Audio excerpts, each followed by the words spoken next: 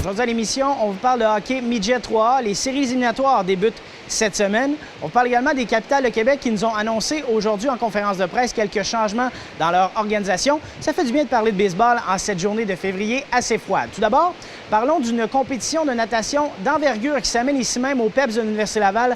On vous parlera du marathon SSQ Lévis-Québec qui aura lieu ici même et qui passera sur la promenade Samuel de Champlain. Le reportage un peu plus tard dans l'émission. Tout d'abord, parlons de tennis, le plus grand événement de tennis de la région de Québec. C'est la 23e édition de la Coupe Banque nationale du tennis de très haut calibre à la mi-septembre au PEPS.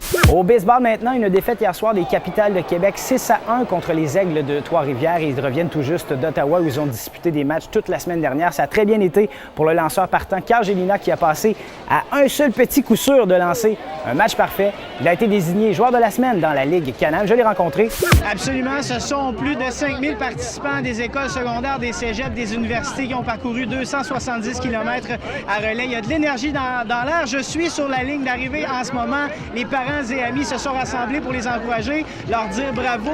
Il y a plein de très beaux messages qui viennent avec ça. Et entre autres, avec moi en ce moment, l'ambassadeur de l'événement, Guillaume Lemaitre-Vierge. Guillaume, parle-nous de ton implication cette année. Oui, bien, mon implication, ça a été d'être là.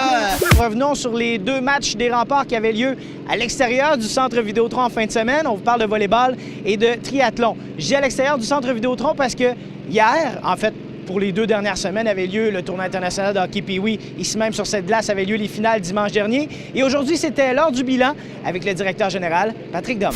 En arts martiaux mix, un homme de Québec impressionne après de bonnes performances du côté amateur. Il a fait le saut il y a quelques temps chez les professionnels. Il espère passer en mode UFC dans les prochains mois. L'Esprit sportif a rencontré Joe Meunier. Hier soir, au stade municipal, les Capitales de Québec se sont inclinés devant les Jackals du New Jersey dans ce match ultime, match numéro 5 de la série demi-finale de la Ligue Can-Am. C'est donc terminé pour les Capitales de Québec.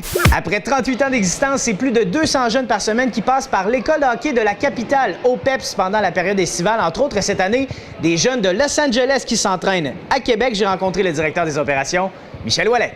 Ça s'appelle un overboard un peu plus mouillé que dans Retour vers le futur. Merci à Jean-Michel, Kim et Simon de Fly Québec pour leur accueil aujourd'hui. Ici Joe Fournier, c'est tout pour l'Esprit sportif. Ciao!